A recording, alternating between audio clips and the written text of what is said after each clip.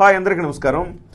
పవన్ కళ్యాణ్ గారు పవర్లో లేనప్పుడు ఒకలా, పవర్లోకి వచ్చాక ఒకలా వ్యవహరిస్తున్నారు. ఎస్పెషల్లీ సినిమా అంశంలో, సినిమా థియేటర్ల అంశంలో, సినిమా పరిశ్రమ విషయంలో ఆయన ఇట్లా బిహేవ్ చేస్తున్నాడు, వేరుగా పవర్ చూపిస్తున్నారు అన్న మాటలు కొంతమంది వైసీపీ వాళ్ళు మాట్లాడుతున్నారు. గతంలో జగన్మోహన్ రెడ్డి గారు మాట్లాడితే తప్పు పట్టారు, ఇప్పుడు ఆయన కూడా అదే చేస్తున్నారన్న మాటలు మాట్లాడుతున్నారు. చివరికి గ్రేట్ ఆంధ్ర లాంటి సైట్లు కూడా, అఫ్కోర్స్ గ్రేట్ ఆంధ్ర లాంటి సైట్లు అంటే గ్రేట్ ఆంధ్ర కూడా వైసీపీ వత్తాసే పలుకుతుంది కాబట్టి అలాంటి సైట్లు కూడా అదే రకమైన అంశాన్ని ప్రస్తావిస్తూ వస్తున్నాయి. దీనికి సంబంధించి కొంత వివరణ ఇవ్వాలని నేను అనుకుంటున్నాను.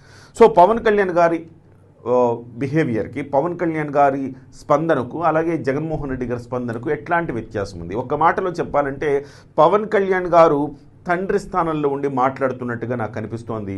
అదే సమయంలో జగన్మోహన్ రెడ్డి గారు శాడిజం చూపించారని నాకు అనిపించింది. ఏ రకంగా మనం మాట్లాడుకుందాం. గతంలో సినిమా ఇండస్ట్రీలో ఒక సంప్రదాయం ఉంది, ఆ సంప్రదాయాన్ని తొంగలో తొక్కింది. అది సినిమా ఇండస్ట్రీ ప్రధానంగా చేసిన ప్రధానమైన తప్పని మనం చెప్పుకోవాలి.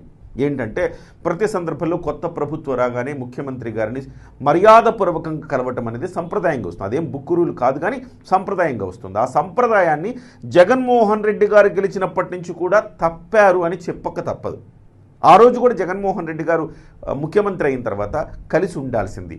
కానీ రిలేషన్స్ అంతా కూడా ఇక్కడ బీఆర్ఎస్ ప్రభుత్వంతో బాగా ఉండేసరికి కొంత నిర్లక్ష్యం చేసిన మాట వాస్తవమే.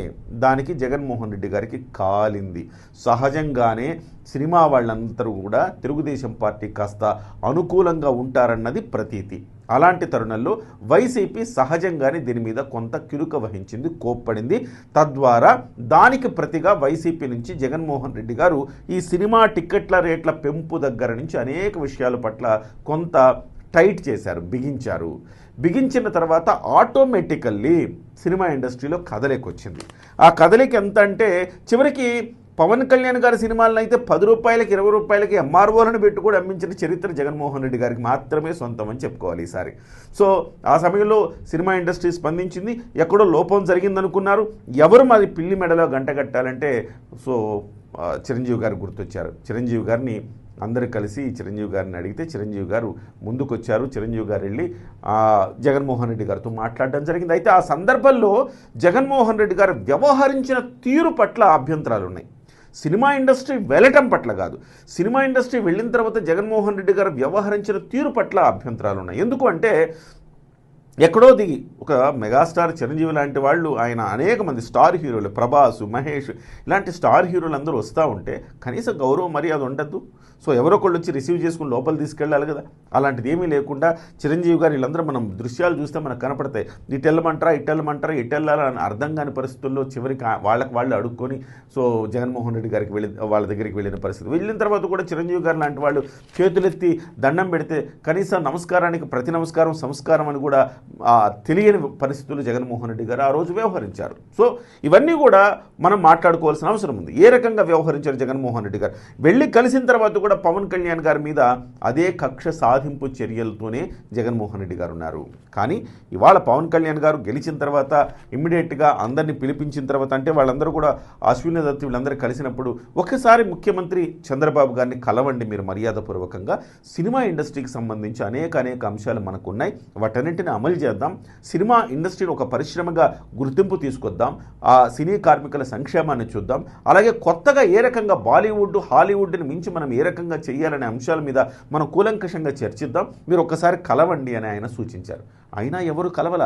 జగన్మోహన్ రెడ్డి గారు ఈ రకంగా స్మూత్గా ఏం చెప్పలా. జగన్మోహన్ రెడ్డి గారు వచ్చి టైట్ బిగించిన తర్వాత వీళ్ళందరూ వెళ్ళారు. కానీ ఎక్కడ కూడా పవన్ కళ్యాణ్ గారు కానీ చంద్రబాబు గారిని ఆ రకమైన శాడిజాన్ని చూపించలేదు. మీరు మంచిగా మీరు రండి, పక్కింటికి వెళ్ళి టిక్కెట్లు పెంచుకొని వచ్చినట్టుగా పెంచుకొచ్చాము అని చెప్పేసి దిల్ రాజు గారు చెప్పారంటే గత సంవత్సర కాలంగా ఈ ప్రభుత్వం ఎంత స్మూత్గా వ్యవహరించిందో చూడాలి. ఎట్ ద సేమ్ టైం ఇంత స్మూత్గా వ్యవహరిస్తున్నా, ఇంత సహృద్భావంతో వ్యవహరిస్తున్నా థియేటర్లు మూసేయాలని కుట్ర చేసినప్పుడు అరే మనం ఇంత వీళ్ళ కోసం తాపత్రయపడుతుంటే వీళ్ళు ఇలా చేస్తున్నారే, గత ప్రభుత్వం అలా చేసినా కానీ మనం సినిమా ఇండస్ట్రీకి దన్నుగా ఉండాలనుకుంటే కనీసం ఉపయోగించుకోకపోగా తిరిగి మన మీద కుట్రలు చేస్తున్నారే అన్న భావన రావడం సహజం. అయినప్పటికీ పవన్ కళ్యాణ్ గారు ఈ అంశంలో మీరు వ్యక్తులుగా రావద్దిక, మీరు వ్యవస్థగా రండి. ఆయన కోరుకున్నది కూడా మొదటి నుంచి అదే, వ్యవస్థగా రావాలి, ఎవరికి వాళ్ళు యమునా తీరే అన్నట్టు కాకుండా సినిమా పరిశ్రమ సర్వతోముఖాభివృద్ధికి కృషి చేయాలన్న ఉద్దేశం పవన్ కళ్యాణ్ గారికి ఉంది. సో ఈ రకంగా ఒక కొడుకుకి తండ్రి ఒక సూచన చేసినప్పుడు కొడుకు దాన్ని అమలు చేయకపోతే, మంచి మాట ఒకటి చెప్తే దాన్ని అమల్లోకి తీసుకురాకపోతే కోపం వస్తుంది కదా. సహజంగానే కోపం వచ్చి గట్టిగా చెవి మెలిపెడతారు. అది తండ్రి ప్రేమ. కానీ జగన్మోహన్ రెడ్డి గారు చేసింది అలా కాదు, శాడిజం చూపించారు. కానీ పవన్ కళ్యాణ్ గారు తండ్రి ప్రేమ మాత్రమే చూపించారు. సో ఆ రకంగానే ఇప్పుడు కూడా సినిమా ఇండస్ట్రీ పట్ల మాకు ఎట్లాంటి వ్యతిరేకత లేదు. కాకపోతే మీరు అందరూ వచ్చేది కాస్త చలనచిత్ర మండలి ఫిలిం ఛాంబర్ నుంచి రండి, అంతే తప్ప వ్యక్తిగతంగా రావద్దు. ఏదున్నా ఉమ్మడిగా చర్యలు తీసుకుందాం, ఒక వ్యక్తిని చూసి మనం పని చేయకూడదు, వ్యవస్థకు పని చేద్దామని చెప్పి పవన్ కళ్యాణ్ గారు చెప్పిన మాటల తప్పేముంది అందులో. సో సినిమా ధరలు పెంచమని చెప్పట్ల. కాకపోతే ఈ థియేటర్ల దందా దాదాపు అనేక సంవత్సరాలుగా, దశాబ్ద కాలంగా దీని మీద విమర్శలు వస్తున్నాయి. దానికి చెక్ పెట్టాలని ప్రయత్నం చేస్తున్నారు. నేను ఒకటే విజ్ఞప్తి ఇంకొక వీడియోలో కూడా చేస్తాను, మళ్ళీ ఇందులో కూడా ఒక విజ్ఞప్తి చేస్తూ ఉన్నాను. మీరు తీసుకునే స్టెప్స్, మీరు తండ్రి స్థానంలో ఉండే ఒక మంచి కార్యక్రమాన్ని, మంచి ప్రయత్నాన్ని మీరు చేస్తూ ఉన్నారు. అవసరమైతే తిట్టో కొట్టో మీరు ఒక స్టడీగా పిల్లాడి భవిష్యత్తు కోసం మీరు కఠిన చర్యలు తీసుకుంటున్నట్టుగా ఒక తండ్రి మీరు కూడా కఠిన చర్యలు తీసుకోవచ్చు, తప్పేం లేదు. కానీ ఇది రిజల్ట్ ఓరియంటెడ్గా ఉండాలి. భవిష్యత్తులో రేపొద్దున ఒక థియేటర్కి ఒక ప్రేక్షకుడు వెళితే 100 రూపాయలకే పాప్కార్న్ దొరకాలి, 50 రూపాయలకి సింగిల్ థియేటర్లు అయితే 50-60 రూపాయలకే పాప్కార్న్ దొరకాలి. పార్కింగ్ ఫీజులు వసూలు చేయకూడదు. సుప్రీంకోర్టు మార్గదర్శకాలని అమలుపరచాలి. అప్పుడే ఆ రిజల్ట్ వస్తేనే మీరు తీసుకున్న చర్యలకు కూడా ఒక అర్థం, పరమార్థం ఉంటుంది. ఆ రకమైన చర్యలు తీసుకోవాలని నేను సవినీయంగా విజ్ఞప్తి చేసుకుంటున్నా.